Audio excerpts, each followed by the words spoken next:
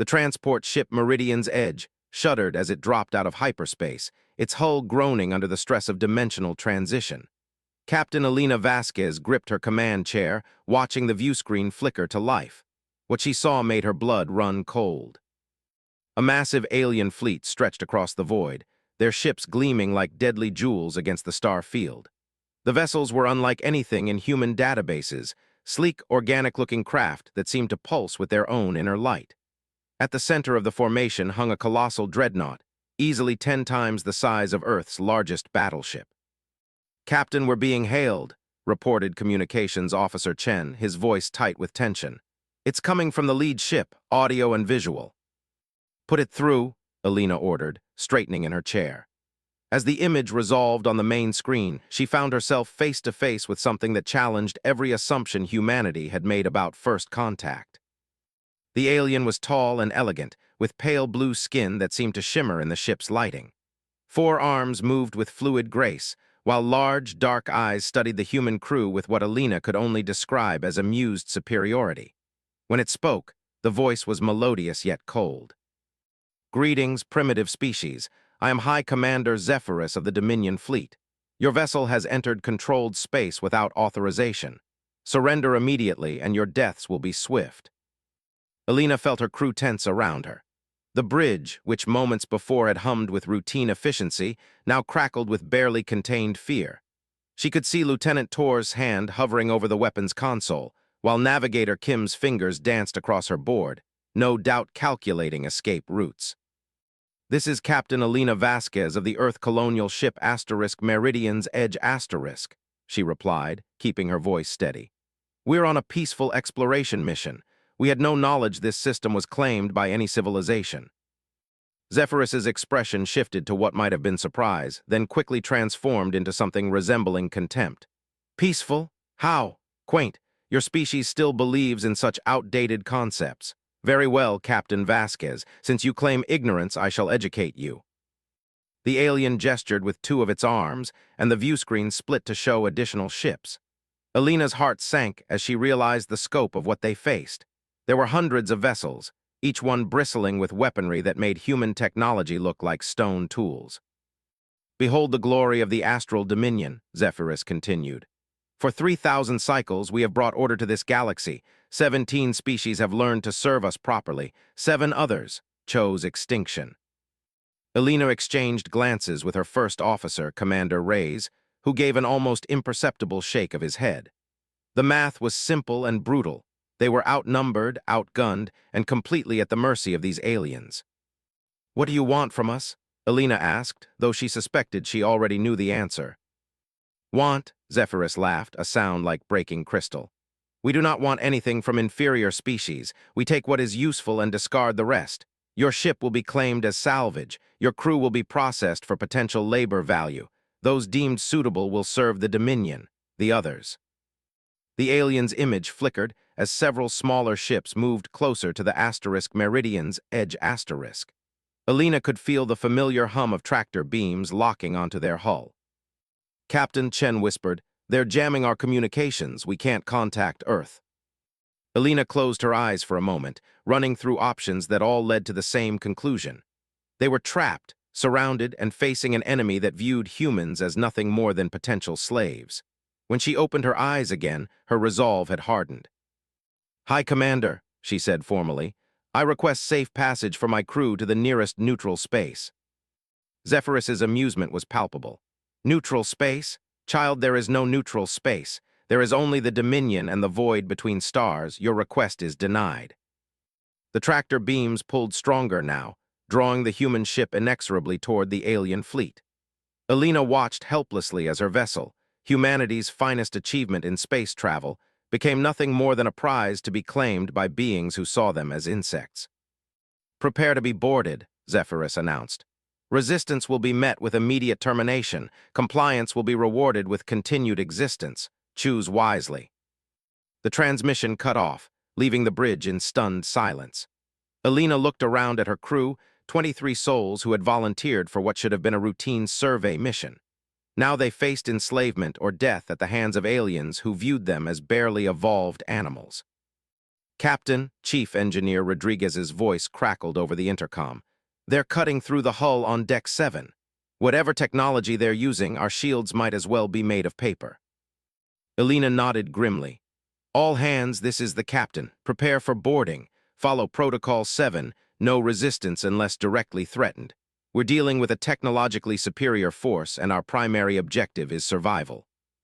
She paused, knowing that these might be the last orders she ever gave as captain of a free human vessel. Remember, we represent all of humanity right now. Whatever happens, we show these aliens that humans have dignity, courage, and honor. The first alien soldiers to board were smaller than Zephyrus, but no less intimidating. They moved with mechanical precision, their weapons trained on the assembled human crew. Elena had ordered everyone to gather in the main cargo bay, hands visible, offering no threat. The lead soldier, distinguished by more elaborate armor, approached Elena. Its helmet retracted to reveal features similar to Zephyrus, but scarred and weathered. When it spoke, its voice carried the authority of someone used to being obeyed without question. "You are the alpha of this pack?" it asked, the translation device making its words sound stilted and harsh. "I am the captain, yes," Elena replied. "Then you will ensure compliance from your subordinates. Any deviation from orders will result in the termination of 5 randomly selected individuals. Do you understand?" Elena felt ice form in her veins. The casual way the alien discussed murder made it clear that human life held no value to these beings. "I understand." "Excellent. You will be transported to Processing Station Gamma 7, where your species will be evaluated for potential service roles. Those found adequate will be assigned to appropriate labor divisions. Those found lacking will be recycled." "Recycled?" Commander Reyes asked before Elena could stop him. The alien turned its dark gaze on him. "Organic matter has many uses. Nothing is wasted in the Dominion." Elena stepped forward slightly, drawing attention back to herself. "How long will this processing take?" "For your species, unknown. You are the first humans we have encountered. Our xenobiologists are quite curious about your physical and mental capabilities. The testing will be thorough." As the aliens herded her crew toward the airlocks, Elena caught sight of Earth through a porthole. The blue marble that had given birth to humanity seemed impossibly distant now, unaware that its children had just become property of an alien empire. The processing station was a nightmare of sterile corridors and holding cells. Humans were separated by apparent physical characteristics, the strongest in one section, the most intelligent-looking in another. Elena found herself in a small cell with 3 other crew members, including Dr. Sarah Martinez, the ship's chief medical officer. "Captain," Dr. Martinez whispered, "I've been observing their behavior patterns. They operate on a strict hierarchy, but there's something else. They're not just processing us, they're studying us. Every reaction, every response is being recorded." Elena nodded slowly. She had noticed the same thing. Hidden sensors tracked their movements, and the questions during their brief interrogations had been designed to test more than just physical capabilities. "They underestimate us," she said quietly. "To them, we're just another primitive species to be cataloged and exploited. That might be our only advantage." Over the following days, the pattern became clear. The aliens, who called themselves the Zelani, had perfected the art of subjugation through a combination of overwhelming force and psychological manipulation. They broke down resistance by separating social groups, creating dependency through controlled resource distribution, and eliminating anyone who showed leadership potential. But humans, Elena realized, were different from the other species the Zelani had encountered. Where other races seemed to accept their fate with resignation, humans continued to adapt, to find small ways to resist, to maintain hope even in the darkest circumstances. She saw it in Chief Rodriguez, who used his engineering knowledge to secretly improve the efficiency of the machines he was assigned to maintain, earning small privileges that he shared with others. She saw it in Lieutenant Torres, who turned her tactical training toward memorizing guard rotations and communication protocols. Most importantly, she saw it in the way her crew continued to look to each other for strength rather than to their captors for mercy. The breakthrough came during her 3rd week in captivity.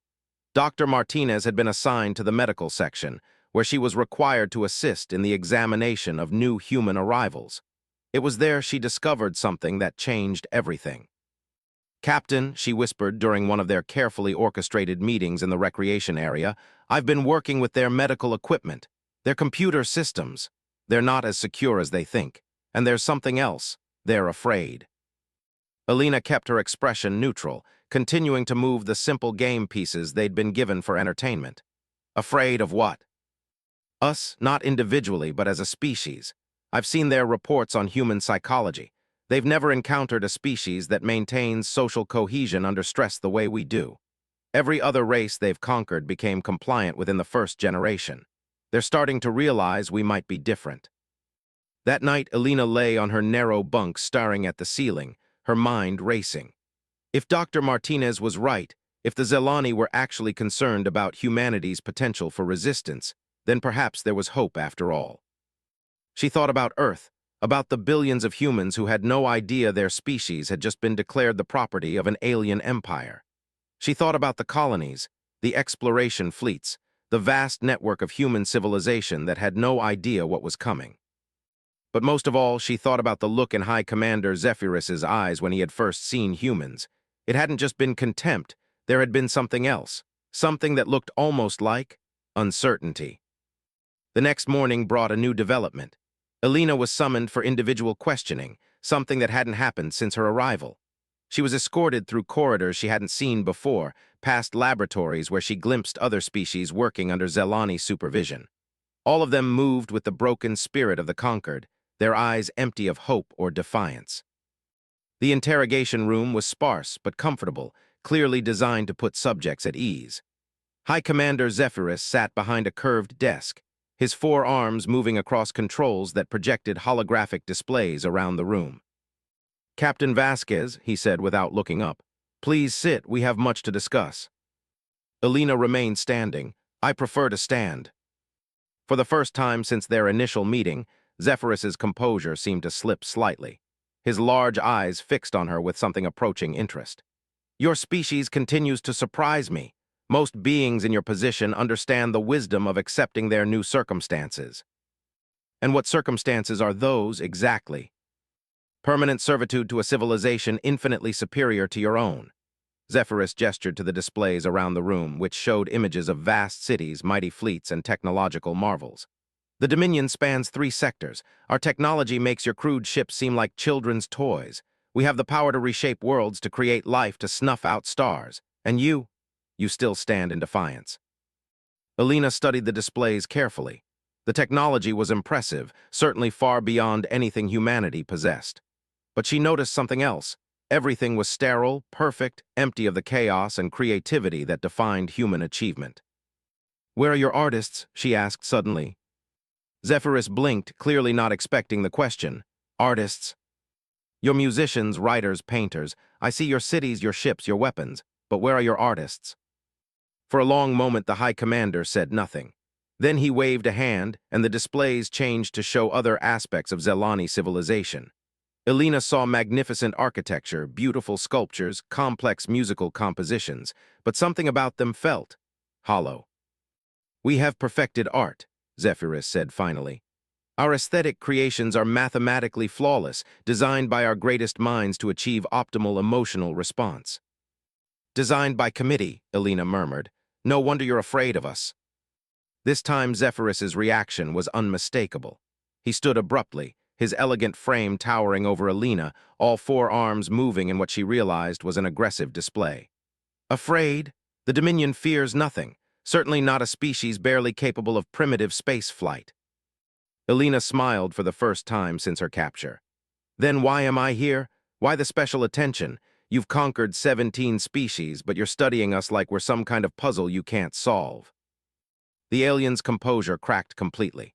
Because you are an anomaly, every species we have encountered follows predictable patterns. They resist briefly, then accept their place in the natural order. But your people continue to hope. They continue to fight even when fighting is pointless. They maintain loyalty to each other instead of transferring it to their superiors. It is irrational. It's human, Alina said quietly, and that's exactly why you should be afraid. 3 months had passed since Captain Alina Vasquez first stood in defiance before High Commander Zephyrus. The processing station had become a testament to human adaptability. though the Zelani remained blind to the changes happening under their noses. What started as random acts of small rebellion had evolved into something far more sophisticated. Dr. Sarah Martinez had become the unofficial coordinator of human resistance, using her medical access to pass information between groups. Chief Engineer Rodriguez had turned equipment maintenance into intelligence gathering, slowly mapping the station's vulnerabilities. Most importantly, the humans had done something the Zelani hadn't expected. They had begun to organize. Elena stood in the recreation area, outwardly playing a simple strategy game with Navigator Kim, while actually reviewing plans that would have impressed Earth's finest military strategists. Around them, other humans engaged in similar activities, all part of an elaborate network of communication that had developed organically among the captives. "The new batch of humans arrived this morning," Kim murmured, moving a game piece. 63 individuals from the mining ship Prospector's Dream Asterisk. They're being held in Section C7. Elena nodded, appearing to concentrate on the game while processing this information.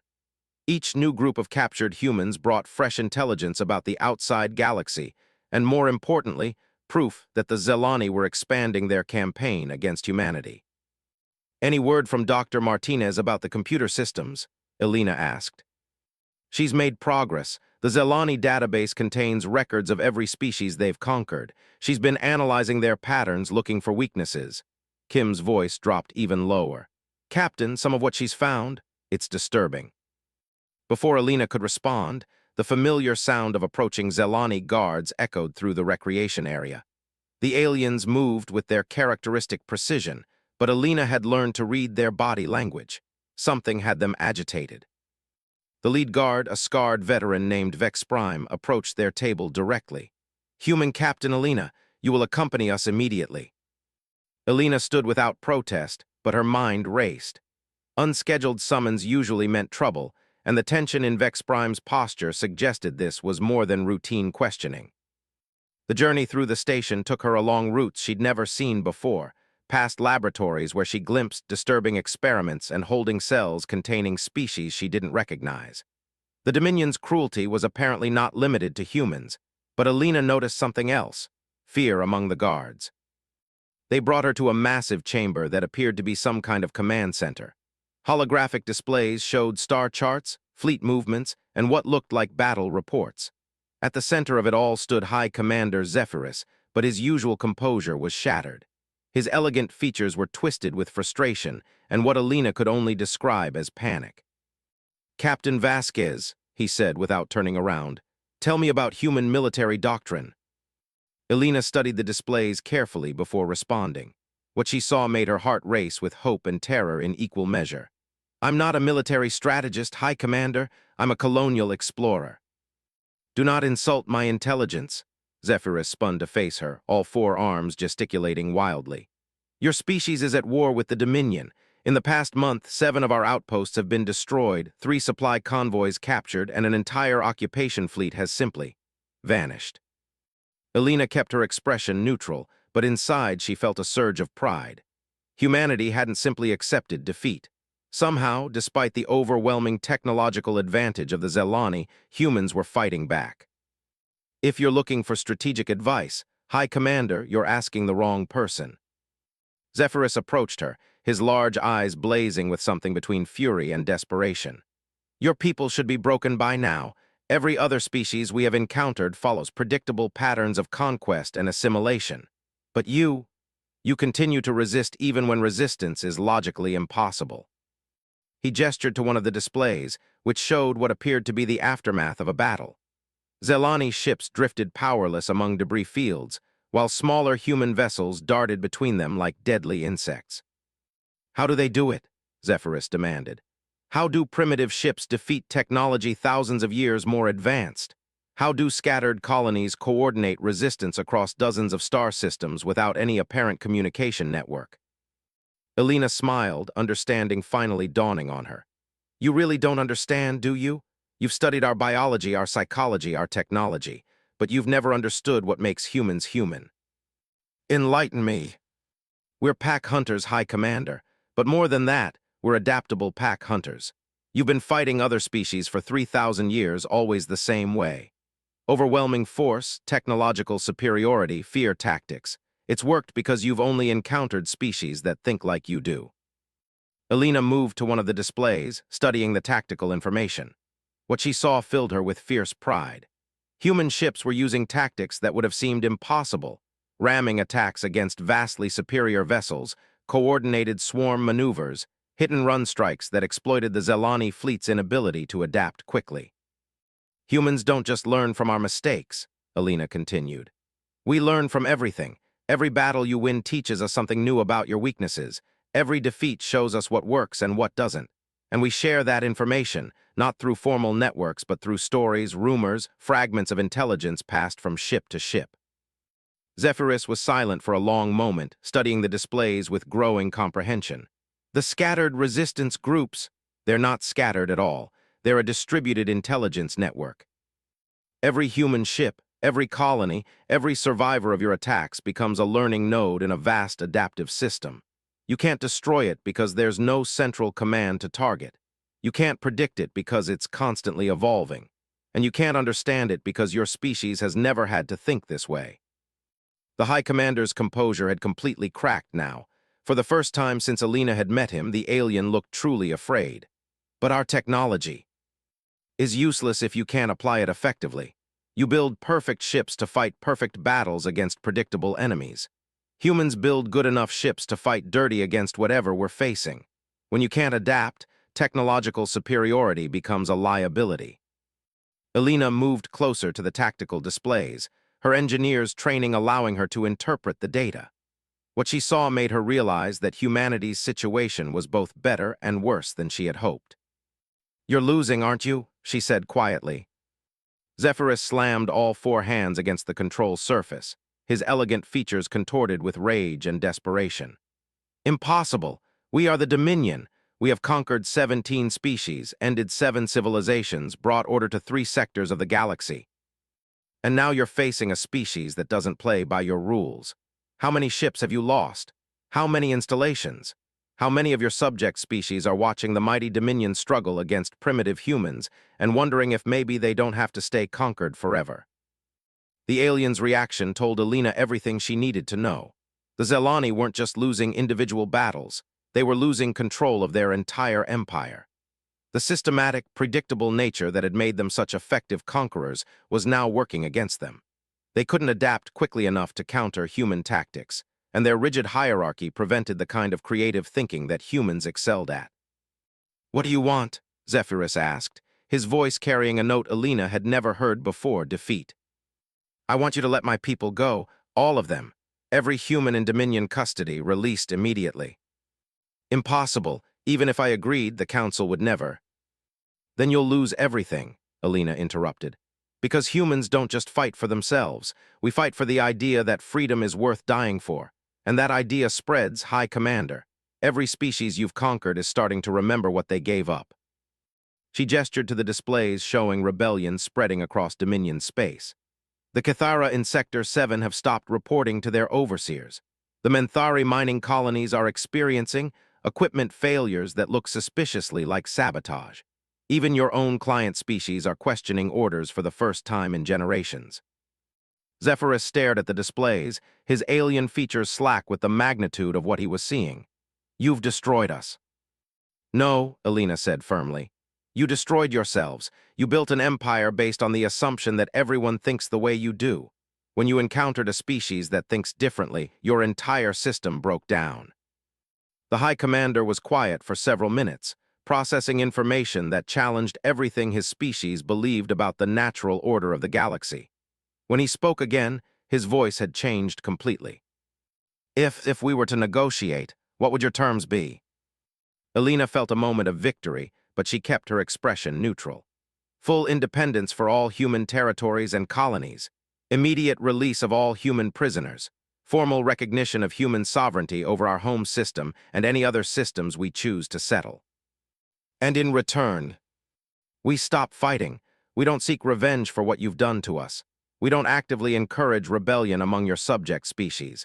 And maybe, eventually, we could even establish peaceful relations." Zephyrus looked at her with something approaching respect. "You would trust us to honor such an agreement?" Elena smiled grimly. High Commander, after what humans have already accomplished against impossible odds, do you really want to find out what happens if you break your word? Before Zephyrus could respond, alarms began blaring throughout the command center. Displays flashed red as urgent communications flooded in from across Dominion space. Elena watched with growing amazement as reports of human attacks, rebellions, and successful evacuations scrolled past. Captain, Dr. Martinez's voice suddenly echoed from hidden speakers. If you can hear this, we've taken the communications array. The cavalry is coming. Elena's heart leaped as she realized what had happened. While she had been distracting the Dominion's leadership, her crew had been executing a carefully planned uprising. The months of careful observation, patient networking, and seeming compliance had all been preparation for this moment. How? Zephyrus demanded, his composure completely shattered. Humans are social learners, High Commander. Every day we spent in your custody, we were learning about your technology, your procedures, your weaknesses. Did you really think we were just waiting passively to be processed? The displays now showed chaos throughout the processing station. Humans were moving through corridors with purpose and coordination that suggested months of planning. They had turned maintenance tools into weapons, converted communication devices into tactical networks, and somehow managed to coordinate a simultaneous uprising across multiple sections. It's over, Elena said simply. The question now is whether it ends with negotiation or with the complete destruction of everything you've built. Zephyrus stared at the chaos unfolding around him, his perfect world crumbling in real time. When he looked back at Elena, there was something new in his alien eyes, not just fear, but a grudging respect for an enemy that had outmaneuvered him at every level. I will contact the council, he said quietly. Perhaps accommodation is possible.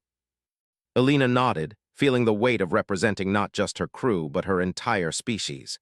That would be wise, High Commander, because one thing you need to understand about humans, we're much better friends than we are enemies. Outside the command center, the sounds of freedom echoed through corridors that had once held only despair. Humanity had declared itself master of its own destiny, and the galaxy would never be the same. Admiral Sarah Chen stood on the bridge of the human battleship Indomitable Asterisk, watching the impossible unfold before her eyes. 6 months ago, humanity had been declared a slave species by the Astral Dominion. Now, she commanded a fleet of 300 vessels facing down the largest Zelani armada ever assembled. Admiral, we're receiving transmissions from the Dominion fleet, reported communications specialist Rivera. They're demanding immediate surrender of all human forces and compliance with Council Resolution 2847. Sarah smiled grimly. Council Resolution 2847 was the formal declaration that had branded humanity as a servant species. The irony wasn't lost on her that the Zelani were still clinging to legal documents while their empire crumbled around them. Open a channel to the entire fleet, all frequencies, Sarah ordered. I want every human ship, every allied vessel, and every Zelani ship to hear this. The bridge fell silent as Sarah stepped forward, her uniform crisp despite months of constant warfare. Behind her, Earth glowed blue and beautiful, no longer the helpless world it had been when the Dominion first arrived. This is Admiral Sarah Chen of the Human Liberation Fleet, speaking to all forces present in the Sol system. 6 months ago, the Astral Dominion declared humanity to be their property. They demanded our surrender, our obedience, and our submission to their empire.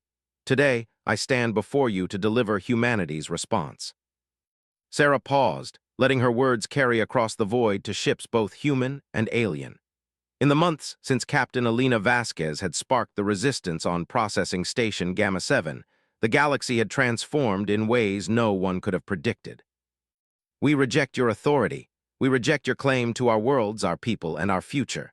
Humanity bows to no master, serves no emperor, and will never accept the chains you sought to place upon us. The response from the Dominion fleet was swift and predictable.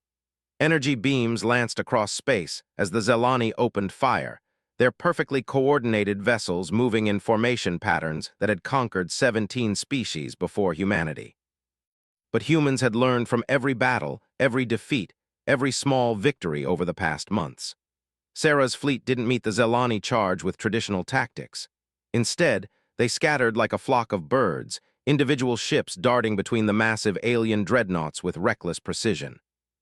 "Execute pattern Omega," Sarah commanded.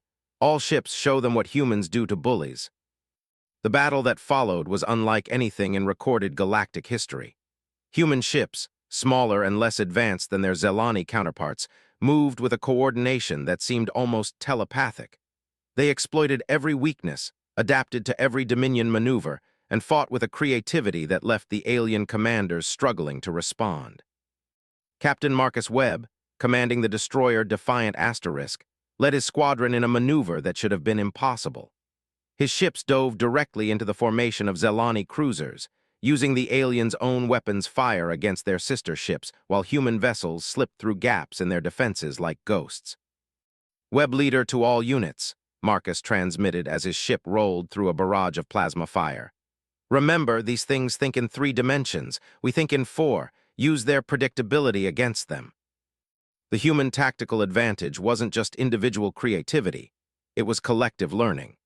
Every battle fought over the past months had been analyzed, dissected, and shared across the entire human fleet through an informal network of communication that the Zelani had never been able to intercept or understand. Aboard the Zelani flagship, Eternal Supremacy Asterisk, High Admiral Kithvar watched his perfect formations crumble under assault from vessels that should have been crushed within minutes. His 4 arms moved frantically across control surfaces as he tried to adapt to tactics that seemed to change with each passing moment. "Status report," he demanded from his tactical coordinator. "They're everywhere and nowhere, High Admiral. Our targeting systems can't predict their movements. They attack from angles that should be impossible, coordinate maneuvers without detectable communication, and their individual ships are performing at levels far beyond their technological capabilities."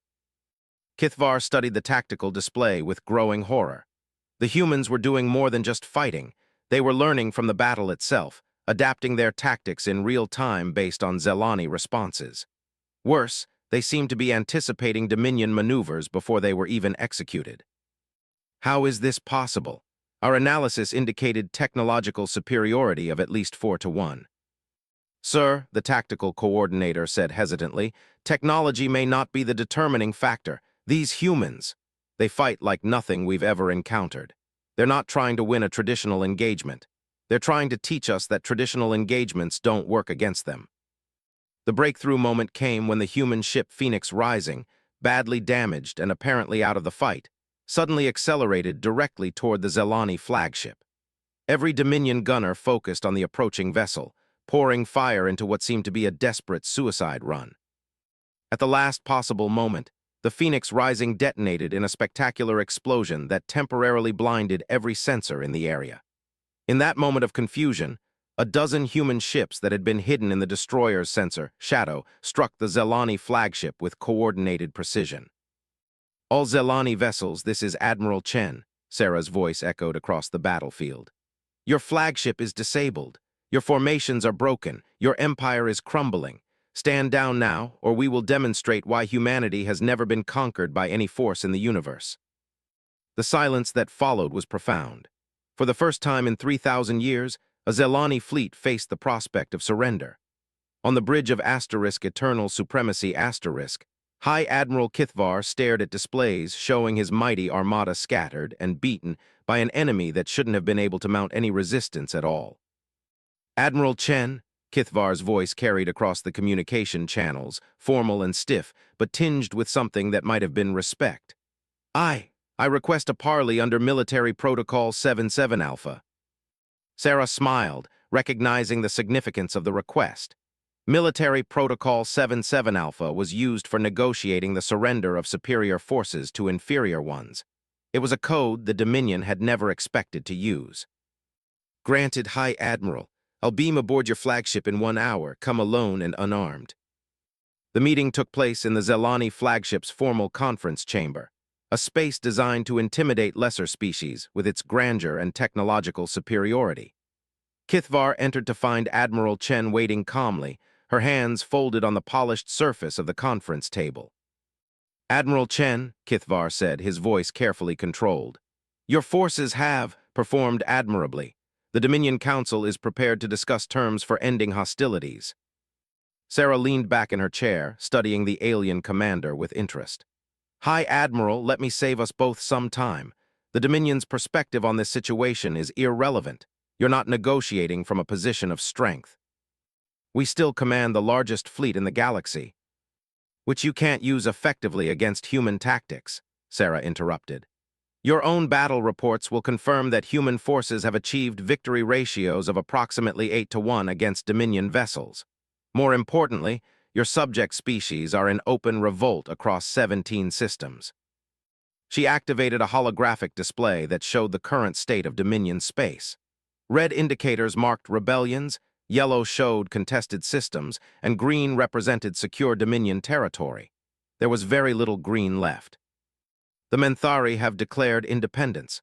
The Cathara are refusing all orders from Dominion authorities. Even your most loyal client species are questioning their allegiance.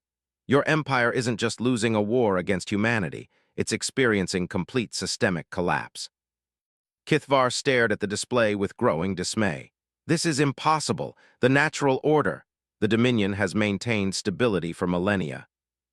By crushing anyone who thought differently than you do, Sarah said firmly. The natural order isn't stability, High Admiral. It's change, adaptation, and the constant struggle to become something better. Humanity didn't just resist your conquest. We showed every oppressed species in your empire that resistance was possible. The alien commander was silent for several minutes, processing information that challenged everything his species believed about their place in the galaxy.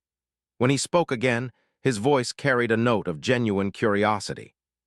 What do you want from us? Complete withdrawal from all human territory, immediate release of all prisoners and slaves from every species, recognition of the independence of any system that chooses to leave the Dominion, and formal acknowledgement that the concept of servant species is morally reprehensible. The Council will never accept those terms. Sarah stood, her expression hardening. High Admiral, your Council has two choices. They can accept these terms and retain some vestige of their empire, or they can continue fighting and watch everything they've built burn to the ground. She gestured to the holographic display. Look at your own intelligence reports. Human ships are operating in every sector of Dominion space. We're not just fighting your fleets, we're coordinating resistance movements, liberating slave populations, and teaching other species how to fight for their freedom. Kithvar studied the display with growing comprehension. The red indicators weren't random rebellions.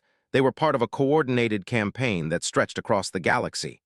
Somehow, humanity had managed to turn the Dominion's greatest strength, its vast size, into a fatal vulnerability.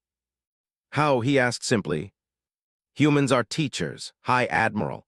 We don't just learn from our experiences. We share what we've learned with others. Every species you've oppressed for centuries is now learning that they don't have to accept oppression. Every colony, every mining station, every processing center has become a school where humans are teaching others to fight for freedom. Sarah moved to one of the chamber's large windows, looking out at the battle-scarred fleets facing each other across the void. Earth floated serenely in the distance, no longer the helpless world that had first encountered the Dominion's arrogance. The galaxy is changing, High Admiral. The old order of submission and hierarchy is dying. In its place, something new is being born, a community of free species working together as equals. The Dominion can either adapt to this new reality or be swept away by it. Kithvar joined her at the window, his alien features reflecting deep thought. And if we choose adaptation, what would that look like?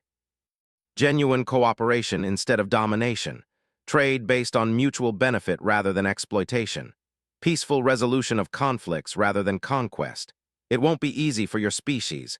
It requires thinking in ways you've never had to before. But the alternative is the complete destruction of everything you've built. The High Admiral was quiet for a long moment, watching human and Zelani ships maintaining their careful standoff. When he spoke, his voice carried a weight of 3,000 years of tradition, finally acknowledging its own limitations. I will present your terms to the Council, Admiral Chen. I cannot guarantee their acceptance, but perhaps it is time for the Dominion to learn new ways of thinking. Sarah nodded, feeling the weight of history settling around this moment. High Admiral, humanity learned something important during our resistance to your empire. The strongest species in the galaxy isn't the one with the biggest guns or the most advanced technology. It's the one that can inspire others to be better than they thought possible. As the two commanders prepared to return to their respective fleets, both understood that they stood at a turning point in galactic history. The age of the astral dominion was ending, and something unprecedented was being born, a galaxy where freedom and cooperation might replace conquest and submission. The future would be uncertain, challenging, and undoubtedly dangerous. But for the first time in 3,000 years, it would be a future chosen by free beings rather than imposed by masters. The Galactic Council Chamber had never hosted a session quite like this one. Representatives from 47 species filled the vast amphitheater, their diverse forms creating a tapestry of life that would have been impossible under the old Dominion system. At the center podium stood Ambassador Elena Vasquez, former captain of the Asterisk Meridian's Edge Asterisk, now humanity's chief diplomatic representative. Honored delegates, Elena began, her voice carrying clearly through the chamber's advanced acoustics. We gather today not to discuss conquest or submission, but to establish principles of cooperation that have never existed in recorded galactic history. The irony wasn't lost on anyone present that the chamber had been designed by the Zelani to showcase their dominance over lesser species. Now those same species sat as equals, debating the future of a galaxy suddenly free from 3 millennia of imperial rule. In the Zelani delegation, former High Commander Zephyrus watched the proceedings with a mixture of fascination and unease. The transformation of his own people had been perhaps the most dramatic of all the changes following humanity's liberation campaign. Stripped of their empire but not destroyed, the Zelani were struggling to find their place in a galaxy that no longer feared them. The human proposal before us today, Elena continued, calls for the establishment of the Galactic Cooperative, a voluntary alliance of free species working together for mutual benefit. No empire, no hierarchy, no master and servant relationships. Delegate Kithmore of the Menthari species rose to speak. Once a subject people forced to mine rare metals for Dominion glory, the Menthari had been among the first to join humanity's liberation movement. Their natural grace and intelligence, long suppressed under Zelani rule, now made them eloquent advocates for freedom. Honored humans, Kithmore said, their crystalline voice carrying harmonics that spoke of deep emotion. Our people owe you a debt that can never be repaid. But we must ask, what guarantees exist that this cooperative will not simply become another empire under a different name? It was a fair question, and one that Elena had expected. The galaxy was full of species whose only experience with large-scale organization involved domination and oppression. Teaching them to trust in voluntary cooperation would require more than words. Delegate Kithmore raises the fundamental challenge we face, Elena acknowledged. How do we build lasting cooperation between species that have been taught to see relationships only in terms of power and submission? She activated a holographic display that showed the current state of galactic civilization. 6 months after the fall of the Dominion, the result was both chaos and opportunity. Some systems had embraced independence, others had fallen into civil war, and a few were already experimenting with new forms of interspecies cooperation. The answer lies in the principles that drove humanity's resistance to the Dominion. We succeed not through strength alone, but through adaptation, learning, and the willingness to trust others despite past betrayals. Dr. Sarah Martinez, now Director of Human Scientific Exchange, had spent the past months traveling throughout former Dominion space, establishing research partnerships with species that had been forbidden to share knowledge for generations. Her reports formed the foundation of much of humanity's diplomatic approach. What we've discovered, Dr. Martinez had told Elena just days before, is that every species has something unique to contribute. The Cathara understand energy manipulation in ways that could revolutionize power generation. The Vexhi have biological insights that could transform medicine. The Zelani themselves have organizational capabilities that could benefit everyone if they can learn to apply them cooperatively rather than domineeringly. Now, facing the assembled delegates, Elena drew on those insights. The Galactic Cooperative isn't just a political alliance. It's an intellectual collaboration. Each member species contributes their unique strengths to challenges that no single civilization could solve alone. She gestured to a section of the chamber where humans and former Dominion subjects worked together on complex technical problems. The sight of natural enemies collaborating freely had shocked many observers, but it demonstrated the practical benefits of cooperation over conquest. In the past 6 months, joint human-Menthari research teams have developed new terraforming techniques that could create habitable worlds in half the time previously required.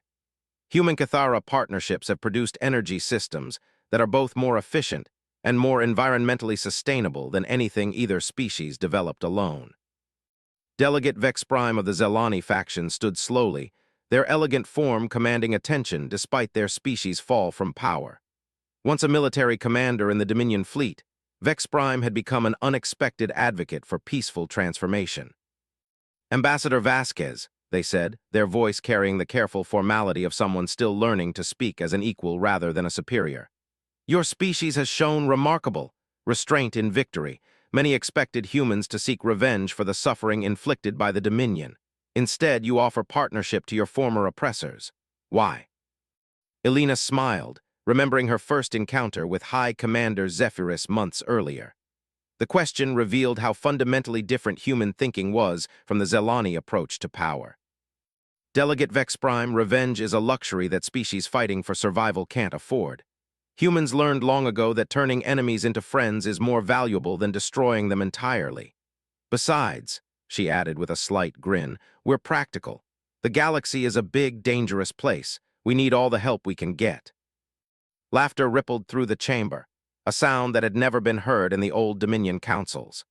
The ability to find humor in serious situations was uniquely human, but other species were beginning to appreciate its value in reducing tension and building trust. Representative Thex-9 of the Artificial Intelligence Collective spoke next. The synthetic beings had been created by the Dominion as computational tools, but humanity's liberation campaign had recognized their sentience and freed them to develop their own culture. Query, the cooperative model assumes that voluntary cooperation can replace enforced order. Historical data suggests that voluntary systems are inherently unstable. What mechanisms will prevent dissolution during periods of crisis?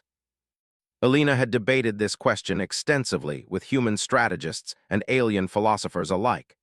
The answer touched on one of the most profound differences between human and Dominion thinking. Representative Thex-9, the Dominion achieved stability through suppression of change. Every crisis was met with increased control, tighter restrictions, more rigid hierarchy. It worked for 3,000 years because they eliminated anyone who might think differently.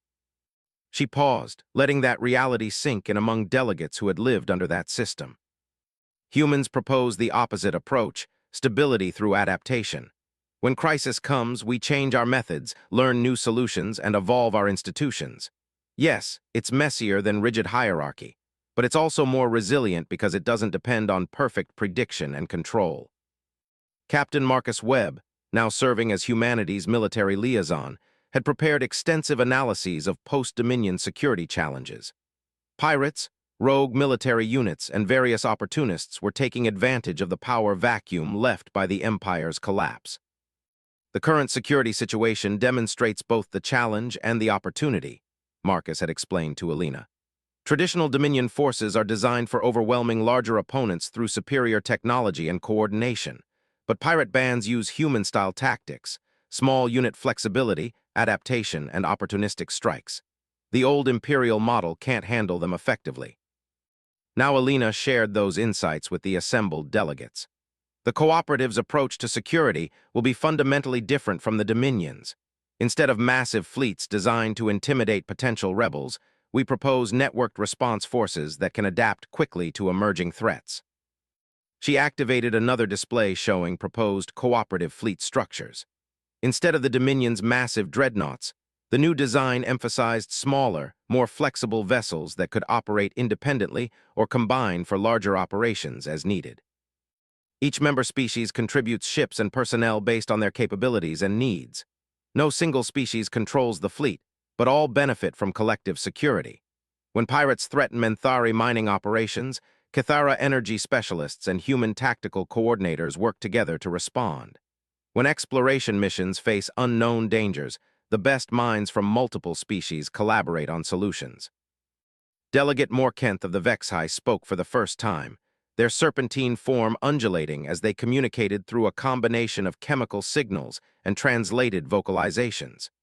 The Vexhi had been among the most oppressed species under Dominion rule, valued only for their ability to survive in hostile environments. Humans speak of cooperation and equality, Morkenth said carefully. But your species possesses capabilities that others lack. Your tactical adaptability, your learning systems, your ability to inspire others to resist oppression. What prevents you from becoming new masters when others inevitably become dependent on your advantages?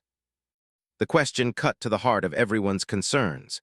Humanity had demonstrated remarkable power in overthrowing the Dominion, but power had a way of corrupting even the most well-intentioned civilizations. Elena nodded thoughtfully. Delegate Morkenth raises the most important question we face. How do we prevent the cooperative from becoming just another empire with better public relations? She moved away from the podium, walking closer to the assembled delegates in a gesture that would have been impossible under Dominion protocol. The answer lies in something humans call institutional humility. We design our systems to acknowledge that we don't have all the answers, that we'll make mistakes, and that we need constant input from others to stay on track. The holographic display showed the proposed structure of cooperative governance, a complex system of rotating leadership, overlapping committees, and built-in mechanisms for challenging decisions. No species, including humanity, holds permanent authority over any aspect of cooperative governance. Leadership roles rotate based on expertise and situation, not species or political power. Most importantly, every major decision requires genuine consensus, not just majority rule. Director Martinez spoke up from the human delegation. We've also proposed mandatory cultural exchange programs. Every human serving in cooperative institutions spends time living and working within other species' communities. We learn your perspectives, your values, your concerns. It's harder to become tyrants when you truly understand the people you might oppress. The debate that followed lasted for hours, touching on everything from trade regulations to scientific ethics to military command structures. But underneath the technical discussions lay a deeper question. Could beings from dozens of different worlds, with radically different biology and psychology, really learn to work together as equals? As the session drew toward a close, Elena stood once more at the central podium. Around her, she could see the mixture of hope and skepticism in alien faces that had never before been asked to participate in determining their own future. Honored delegates, 6 months ago most of you were subjects of an empire that claimed to know what was best for everyone. Today, you're being asked to help create something that has never existed, a truly voluntary community of equals working together for mutual benefit. She paused, looking around the chamber at beings whose ancestors had been enemies, slaves, and strangers. Humans can't promise that the galactic cooperative will be perfect. We can't guarantee that it will solve every problem or prevent every conflict. What we can promise is that it will be your creation, shaped by your input, responsive to your needs, and always open to improvement based on your experiences. The final vote was closer than Elena had hoped, but more decisive than she had feared.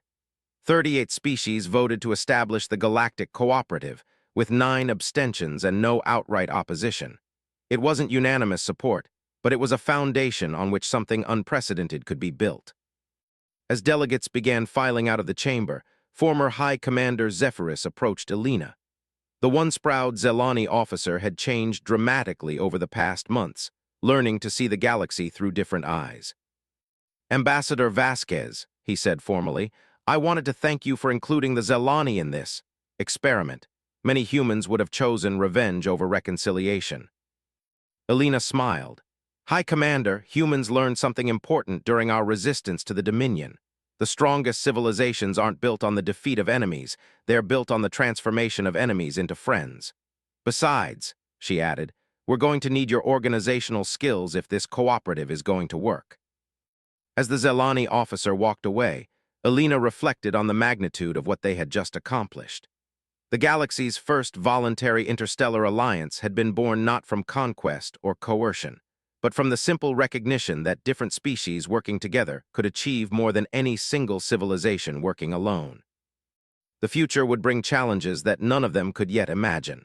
But for the first time in galactic history, Those challenges would be met by free beings choosing cooperation over conflict, adaptation over dominance, and hope over fear.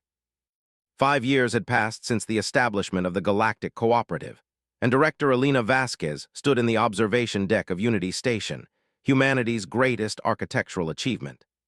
The massive space station orbited at the gravitational balance point between three star systems, serving as both the cooperative's administrative center and a symbol of what could be accomplished when different species worked together.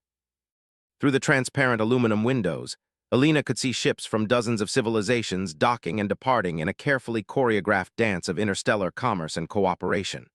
Sleek Menthari vessels with their crystalline hulls shared space with the organic-looking Vexi bioships and the geometric perfection of Zelani engineering. Most remarkably, they all flew under the same banner, the cooperative symbol of interlinked circles representing unity in diversity. "Director," came a voice behind her. Elena turned to see Dr. Sarah Martinez approaching, her hair now touched with silver but her eyes still bright with scientific curiosity. As head of the Cooperative Science Council, Sarah had overseen research projects that would have been impossible under the old Dominion system. "The latest reports from the frontier expeditions are remarkable," Sarah continued, holding up a data tablet. "The joint human-Cathara teams have discovered 17 new habitable worlds in the past month alone. More importantly, they've made contact with 3 previously unknown species, all of whom have expressed interest in cooperative membership." Elena smiled, remembering when first contact had meant conquest and subjugation. Now it meant potential friendship and mutual enrichment. The transformation hadn't been easy. There had been setbacks, conflicts, and moments when the entire experiment had seemed doomed to failure. But somehow, the galaxy's free species had found ways to work together that none of them could have imagined under Imperial rule. "Any word from Ambassador Chen?" Elena asked. Admiral Sarah Chen had transitioned from military command to diplomatic service, leading the cooperative's outreach efforts to civilizations beyond their current borders. "She's making remarkable progress with the hegemony of eternal stars. They're a confederation of 12 species that formed their own alliance after the Dominion collapsed. Sarah thinks we might have them ready for associate membership within the year." Elena nodded, though she couldn't help feeling a touch of concern. The Galactic Cooperative now included 93 member species and controlled territory spanning 8 sectors. Success brought its own challenges. Managing such diversity required constant adaptation and innovation. "Director Vasquez," announced the station's AI coordinator, a sophisticated system developed through human Zelani AI collective collaboration. "The Sector 7 emergency session is beginning. Your presence is requested in Conference Chamber Alpha." Elena sighed, knowing that emergency session usually meant another crisis requiring creative problem-solving. The cooperative had developed a remarkable ability to handle challenges through collective wisdom, but it meant that leadership rarely got to rest. The conference chamber buzzed with activity as representatives from across Sector 7 linked in through quantum communication networks. On the main display, Captain Marcus Webb appeared from his flagship Liberator Asterisk, now serving as the cooperative's rapid response coordinator. "Directors, we have a situation in the Epsilon Carre system," Marcus began without preamble. "A rogue Zelani faction has seized control of 3 mining stations and declared independence from cooperative authority. They're calling themselves the New Dominion and demanding tribute from nearby systems." Elena felt a familiar chill. The Zelani integration into the cooperative had been one of their greatest successes, but not all members of the former Imperial species had adapted well to equality. Periodic extremist movements still arose, usually led by former military officers who couldn't accept the loss of their empire. "What are their numbers?" asked General Thex Prime, the AI collective's military representative. 12 heavy cruisers, roughly 300 ground troops, and control of significant mining infrastructure," Marcus replied. "They're using hostages from the mining crews as human shields, which limits our tactical options." Elena studied the tactical display, her mind automatically running through possible responses. The Old Dominion would have simply overwhelmed the rebels with superior force, accepting massive casualties as the price of maintaining order. The cooperative required more sophisticated solutions. "Have we identified their leader?" Elena asked. "Former High Admiral Zik Sketh," Marcus answered. He was stripped of rank after the transition, but maintained significant influence among conservative Zelani factions. Intelligence suggests he's been planning this for months. Elena remembered Zixketh from the early integration negotiations. Unlike Zephyrus and other progressive Zelani leaders, Zixketh had never truly accepted the fall of his empire. He viewed cooperation as weakness and equality as aberration against the natural order. "Director," came a new voice as former High Commander Zephyrus joined the conference. Now serving as the Zelani Integration Coordinator, Zephyrus had become one of the cooperative's most effective advocates for peaceful transformation. "If I may suggest, this situation requires more than military response. Zixketh's actions threaten the entire Zelani integration process." Elena nodded, understanding the deeper implications. The success of former imperial species in adapting to cooperative governance served as a model for other civilizations they encountered. If the Zelani integration failed, it could undermine trust in the entire cooperative system.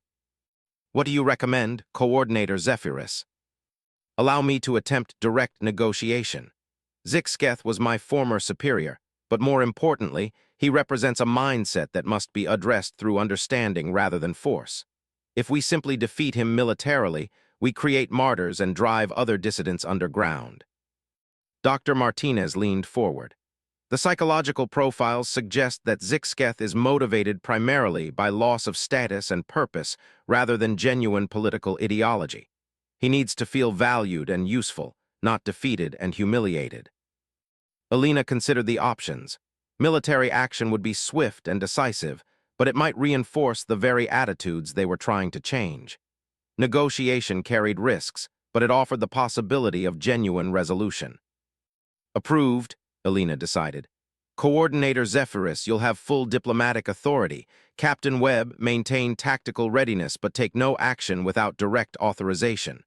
This is primarily a political situation, not a military one." The negotiation process that followed tested every principle the cooperative had developed for peaceful conflict resolution. Zephyrus spent hours in subspace communication with Zixketh, exploring the deeper motivations behind the rebellion, while human psychologists and Menthari empaths provided insight into effective persuasion strategies. "He's not truly seeking to rebuild the Dominion," Zephyrus reported after the first day of talks. "He's seeking to rebuild his own sense of worth. The transition to cooperative governance left him feeling useless and forgotten." Elena understood the challenge. The cooperative had been remarkably successful at integrating former Dominion military personnel into new roles, but inevitably some individuals fell through the gaps. Zixketh represented not just personal failure but systemic oversight. "What does he want?" Elena asked. "Recognition, purpose, and the feeling that his experience matters. He's proposed leading a new Zelani colony ship to establish settlements in uncharted space. Not conquest, but exploration and development under cooperative principles." It was an interesting proposal. The cooperative had been discussing expansion into unexplored regions, but resources had been focused on integrating existing territory. Zixketh's military and organizational experience could indeed be valuable for such missions. "The hostages," Elena pressed. "He's agreed to release them immediately if we seriously consider his proposal. He claims their detention was merely to ensure he would be heard, not to harm them." Elena found herself facing the kind of decision that would have been impossible under the old imperial system. Instead of simply crushing a rebellion, she was being asked to find ways to transform rebels into productive citizens. "Approved in principle," Elena announced to the assembled representatives. "But with conditions. Zixketh must face justice for the hostage situation through cooperative legal processes. His colony mission will be subject to standard oversight and must demonstrate genuine commitment to cooperative values. And he must work with integration specialists to address the underlying issues that led to this crisis." The resolution that followed became a model for handling internal dissent within the cooperative. Zixketh accepted responsibility for his actions, underwent psychological counseling, and eventually did lead a successful colony expedition to the Andromeda sector. More importantly, his case led to improved support systems for former Imperial personnel struggling with the transition to equality. But the incident also highlighted growing challenges facing the cooperative. Success had brought rapid expansion, diverse membership, and complex problems that tested the limits of voluntary cooperation. Alina found herself spending increasing time on conflict resolution, resource allocation disputes, and the delicate balance between unity and diversity. The breakthrough came during the 5th Annual Cooperative Assembly, when Delegate Morkenth of the Vexhai proposed a radical restructuring of governance systems. Instead of trying to manage all issues from a central authority, why not develop specialized councils with expertise in different types of challenges? The current system assumes that one group of leaders can effectively address everything from military threats to scientific research to cultural integration, Morkenth explained to the assembly. But different types of problems require different types of solutions. The proposal led to the creation of the cooperative's current structure: specialized councils with rotating membership, regional autonomy within broad cooperative principles, and flexible response systems that could adapt to emerging challenges. It was messier than the old imperial system, but far more resilient. As Alina stood once again on Unity Station's observation deck, now watching the 10th anniversary celebration of cooperative founding, she reflected on humanity's unexpected role in galactic history. They had never sought to become masters of other species. They had simply refused to become slaves themselves. But in fighting for their own freedom, they had accidentally taught the galaxy that cooperation was more powerful than conquest. Director, Dr. Martinez approached with her latest report. The deep space surveys have detected something remarkable. Long-range sensors have identified what appears to be another galaxy with signs of advanced civilization. The Science Council is requesting permission to launch an exploration mission. Alina smiled, feeling the familiar excitement of discovery that had driven humanity to the stars in the first place. Approved, but I want it to be a truly cooperative mission. Representatives from at least 20 species, with protocols for peaceful contact if we encounter other civilizations. Already planned? Sarah grinned. Captain Webb is leading the expedition, with Ambassador Chen as diplomatic coordinator and a crew that reads like a directory of cooperative membership. We're calling it the Unity Mission. As Alina watched the preparations for humanity's greatest adventure yet, she thought about the journey that had brought them here. 5 years ago, humans had been declared a slave species by an empire that viewed them as barely evolved animals. Today, they were preparing to carry the message of cooperation and freedom to civilizations beyond their own galaxy. The future would undoubtedly bring new challenges, unexpected discoveries, and tests of the principles they had fought so hard to establish. But Alina felt confident that whatever they encountered, they would face it together, not as masters and servants, but as partners in the greatest experiment in galactic history. Behind her, the celebration continued as beings from dozens of worlds shared food, stories, and dreams of the future. Children played together regardless of their species, while their parents worked on problems that no single civilization could solve alone. It wasn't the galaxy anyone had expected when the Dominion first declared humans to be servants, but it was infinitely better than anything the old empire could have imagined. Humanity had been declared masters, but they had chosen something far greater. They had become teachers, partners, and friends to a galaxy, finally learning that freedom was worth more than order, that cooperation was stronger than conquest, and that the future belonged to those brave enough to choose hope over fear.